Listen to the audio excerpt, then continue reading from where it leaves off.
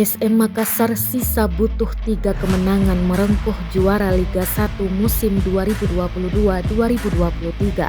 PSM Makassar mengalahkan Persikabo 1973 1-0 di Stadion Pakansari Bogor, Jawa Barat, Kamis 9 Maret 2023.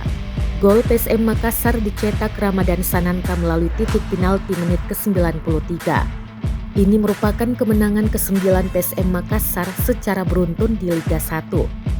Kemenangan ke-9 PSM Makassar menyamai rekor Bali United musim 2021-2022.